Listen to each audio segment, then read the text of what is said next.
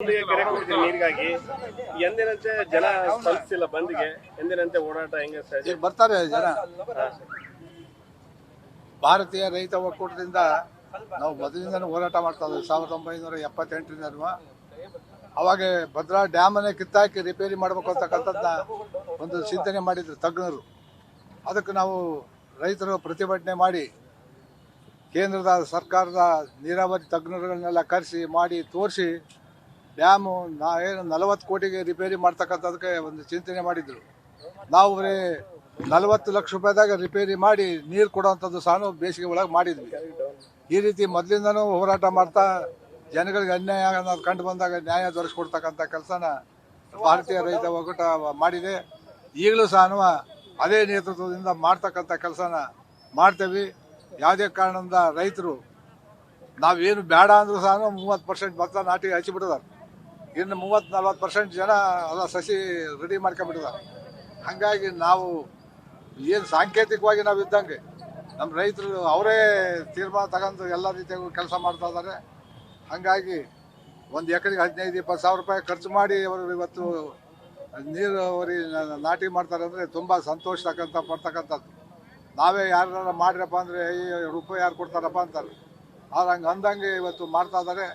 ಇದಕ್ಕೆ ಸರ್ಕಾರ ಎಚ್ಚೆತ್ತು ನೀರಿಗ 75.10 ಇಂಚೇನ ಬಂದಿದೆ.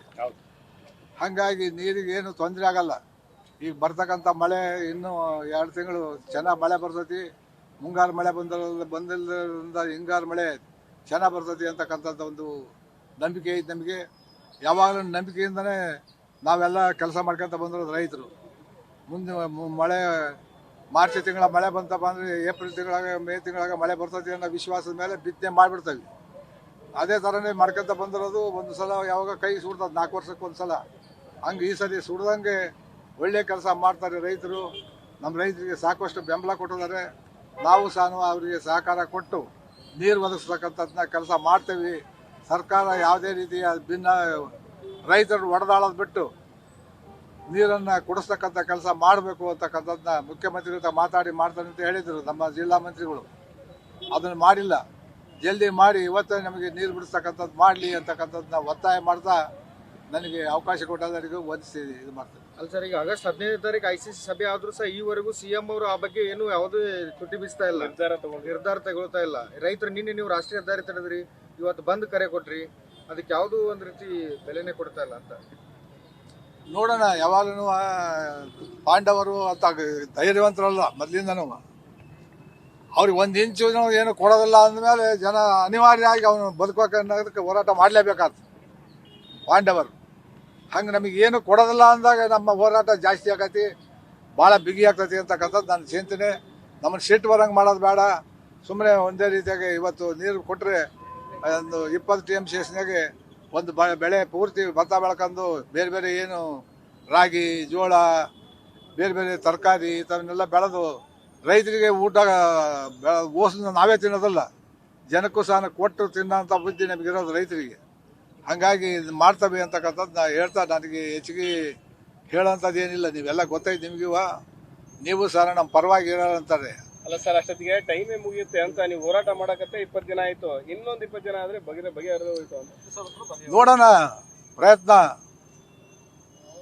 ನಿಮ್ ನಂಬ್ಕೊಂಡಿದ್ದಾರೆ ಸರ್ ನೀರು ಕೊಡಿಸ್ತೀರಿ ಅಂತ ಹೇಳಿ. ಅಲ್ಲಿ ನಾವು ಅದಕ್ಕಾಗಿ ನಮ್ಮ ನಂಬಿಕೆಂದೇ ಜನ ಇವತ್ತು ನಾಟಿ ಮಾಡ್ತಾ ಇದ್ರು. ದಾಳಿಯಾಗಿ ಬರ್ತಾ ಇದ್ದಾಗ ನಾಟಿ ಮಾಡ್ತಾ ಇದ್ರು.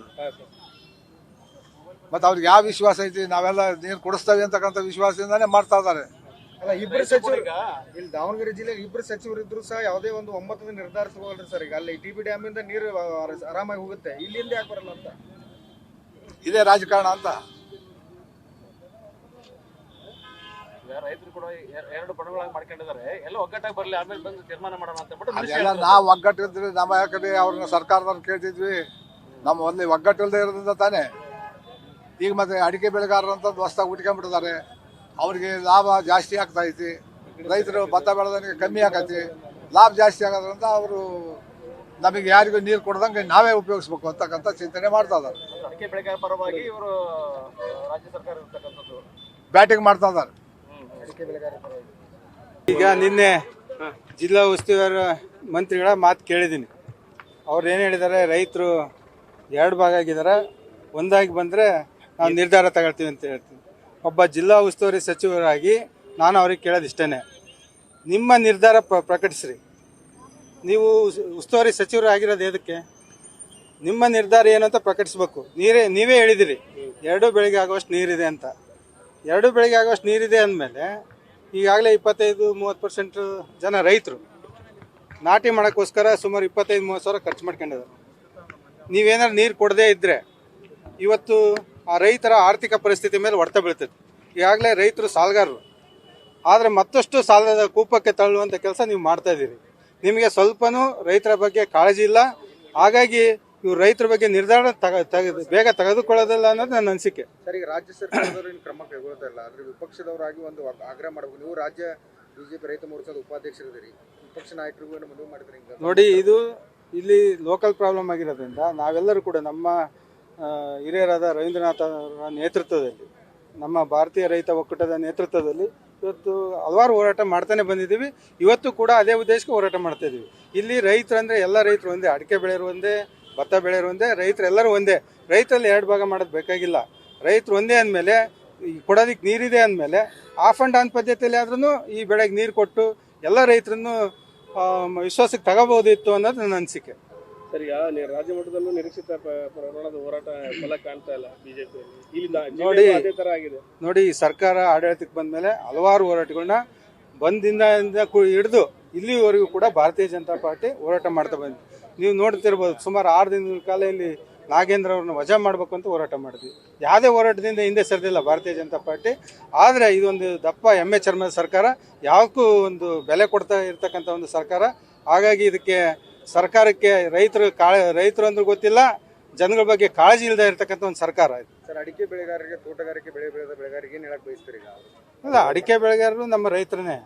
ಒಬ್ಬ ನೋಡ್ರಿ, ಇಲ್ಲಿ ನಮ್ಮಲ್ಲಿ ಹೆಂಗಿದೆ ಅಂದ್ರೆ, ರೈತರು 10 ಎಕರೆ ಜಮೀನಿದ್ರೆ ಒಂದು 5 ಎಕರೆ ತೋಟ, 5 ಎಕರೆ ಭತ್ತ ಇಟ್ಕೊಂಡಿರ್ತಕ್ಕಂಥ ರೈತರೇ ಜಾಸ್ತಿ ಇರ್ತಕ್ಕಂಥದ್ದು.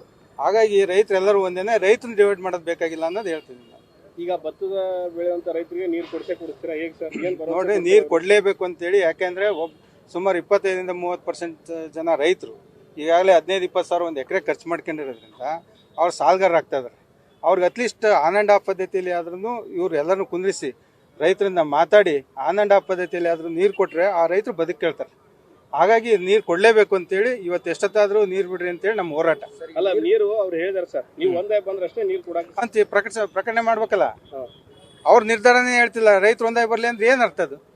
ಅಲ್ಲ, ಯಾರು ರೈತರು ಮಾತು ಕೇಳೋಣ, ಒಬ್ರು ಬಿಡ್ರಿ ಅಂತಾರೆ, ಒಬ್ರು ಬಿಡ್ಬೇಡಿ. ಅಲ್ರಿ, ಈಗ ಅಧಿಕಾರಿಗಳು ಇದಾರೆ, ಅವರು ಅಧಿಕಾರದಾಗ ಇದಾರೆ, ಅವರು ಜಿಲ್ಲಾ ಉಸ್ತುವಾರಿ ಸಚಿವರು ಇದಾರೆ, ಅವರೇ ನಿರ್ಧಾರ ತಗೊಳ್ಳೋಕೆ ಅವರೇ ಹೇಳಿದ್ದಾರೆ. ನೀರಿದೆ, 2 ಬೆಳೆಗೆ ಆಗುವಷ್ಟು ನೀರಿದೆ ಅಂತ ಅವರೇ ಹೇಳಿದ್ದಾರೆ.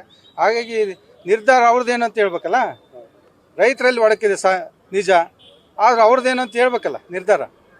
ಎಲ್ಲೋ ಒಂದ್ ಕಡೆ ಮತ್ತೊಂದಿಷ್ಟು ಜನ ರೈತರು ಆತಂಕದಲ್ಲಿದ್ದಾರೆ. ಎಲ್ಲಿ ಹಿರಿಯೂರು ಬೈ ಎಲೆಕ್ಷನ್ ಬರ್ತಾ ಇದೆ.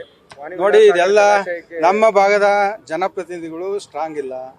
ಆ ಕಡೆ ಚಿತ್ರದುರ್ಗ ಭಾಗದ ಜನಪ್ರತಿನಿಧಿಗಳು ಬಹಳ ಸ್ಟ್ರಾಂಗ್ ಆಗಿ ಕುಡಿಯೋ ನೀರು ಒಯ್ಯೋದಕ್ಕೆ ಅದಕ್ಕೆಲ್ಲ ಹೋರಾಟ ಮಾಡ್ತಿದ್ದಾರೆ. ಈಗಾಗಲೇ ಗಮನಿಸಿರ್ಬೋದು, ಟ್ರಯಲ್ ರನ್ ಆಗಿ ಒಂದು 5 TMC ನೀರು ಬಿಡ್ರಿ ಅಂತ ಹೇಳಿದ್ರು, ಅಲ್ಲಿ ಬಿಡ್ತಕ್ಕಂಥ ಕೆಲಸ ಮಾಡ್ತಾರೆ. ಮುಂದಿನ ದಿನಗಳಲ್ಲಿ ನಮ್ಮ ರೈತರಿಗೆ ನಾನು ಹೇಳಕ್ ಇಷ್ಟಪಡ್ತೀನಿ, ಬೇಸಿಗೆಯಲ್ಲಿ ಹಿಂಗೆ ಮಾಡಿದ್ರೆ ಬೇಸಿಗೆಯಲ್ಲಿ ನಮಗೆ ನೀರು ಮುಟ್ಟೋದು ಕಷ್ಟನೇ. ಇವರು ಕುಡಿಯೋ ನೀರಿಗೆ ಅಂತ ಇಟ್ಕೊಳ್ತಾರೆ. ಇಲ್ಲಿ ನಮ್ಮಲ್ಲಿ ಬರ್ತಕ್ಕಂಥ ಟೈಲೆಂಟ್ಗಳು, ನಮ್ಮ ಭಾಗದಲ್ಲಿ ಬರ್ತಕ್ಕಂಥ ಟೈಲೆಂಟ್ ನೀರಿಗೆ ಒಂದು ಯಾವ ಕಾರಣದಲ್ಲೂ ಬೇಸಿಗೆ ನೀರು ಮುಟ್ಟಲ್ಲ. ಅಟ್ಲೀಸ್ಟ್ ಈಗಾದ್ರೂ ಕೊಟ್ಟರೆ ಸ್ವಲ್ಪ ಕೆರೆ ಹಳ್ಳ ಕೊಳ್ಳಗಳಾದ್ರೂ ತುಂಬ್ಕೊಂತ ಜೊತೆಗೆ ಮಳೆ ಜೊತೆಗೆ ಅದನ್ನ, ಹಾಗಾಗಿ ನೀರು ಕೊಡ್ರಿ ಅಂತ ನಾವು ಹೋರಾಟ ಮಾಡ್ತಕ್ಕಂಥದ್ದು.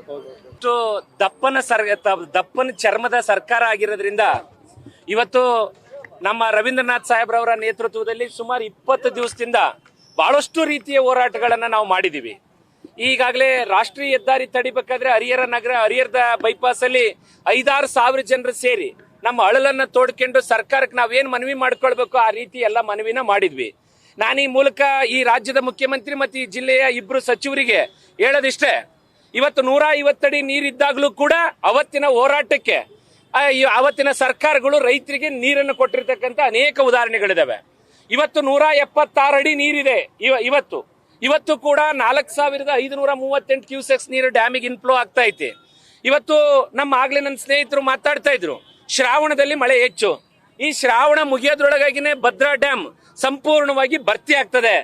ಯಾವುದೇ ಕಾರಣಕ್ಕೂ ನೀವು ಭರ್ತಿ ಆದ್ಮೇಲೆ ನೀರೇನು ಸುಮ್ಮನೆ ಒಳಗುಂಟನ ಹೋಗಿ ಆಂಧ್ರಕ್ಕೆ ಕೊಡಕ್ಕೆ ತೀರ್ಮಾನ ಮಾಡಿದೀರಾ? ಇವತ್ತು 176 ಅಡಿ ನೀರಿದ್ದಾಗ ನಮಗೆ ಮಳೆಗಾಲದ ಒಂದು ಬೆಳೆಗೆ 100 ದಿವಸ ನೀರು ಕೊಟ್ರೆ ಏನು ತೊಂದರೆ ಆಗೋದಿಲ್ಲ. ನೀರಿದೆ, ನೀರಿದ್ದಾಗ ನೀವು ನೀರು ಕೊಡೋದಕ್ಕೆ ಯಾಕೆ ಮೀನಾಮೇಷ ಮಾಡ್ತೀರಿ? ಇದರಲ್ಲಿ ಯಾಕೆ ರಾಜಕಾರಣವನ್ನ ಬೆರೆಸ್ತಾ ಇದ್ದೀರಿ? ನೀವು ಇದನ್ನೆಲ್ಲ ಮಾಡೋದನ್ನ ನೋಡಿದ್ರೆ ಬಹಳ ಜನ ನಮ್ಮ ಹಳ್ಳಿಗಳಲ್ಲಿ ರೈತರು ಕಟ್ಟಿ ಮೇಲೆ ಕೂತ್ ಮಾತಾಡ್ತಾರೆ, ನೀವು ಹೋರಾಟ ಮಾಡ್ತೀರಿ ಅಣ್ಣ, ಆದ್ರೆ ನಿಮಗೆ ನ್ಯಾಯ ಸಿಗಲ್ಲ. ಆಂಧ್ರಕ್ಕೆ ನೀರು ಕೊಡಬೇಕು ಅಂತೇಳಿ ಈಗಾಗಲೇ DK ಶಿವಕುಮಾರ್ ಅವರು 3 ಜನ ಮುಖ್ಯಮಂತ್ರಿಗಳಿಗೆ ಕರೆದು ಹೊಸಪೇಟೆ ಡ್ಯಾಮ್ ಹತ್ರ ಮೀಟಿಂಗ್ ಮಾಡಿದ್ದಾರೆ. ಅವ್ರು ಕಮಿಟ್ಮೆಂಟ್ ಆಗಿದ್ದಾರೆ ಅವ್ರ ವ್ಯವಹಾರದ ಸಲುವಾಗಿ.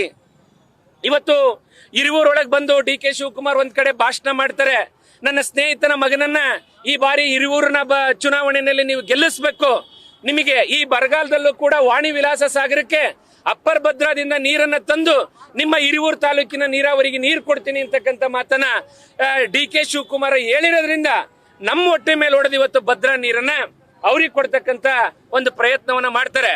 DK ಶಿವಕುಮಾರ್ ಅವರೇ, ನಿಮ್ಮ ಪ್ರಯತ್ನ ಯಾವುದೇ ಕಾರಣಕ್ಕೂ ಫಲಿಸೋದಕ್ಕೆ ನಾವು ಬಿಡಲ್ಲ.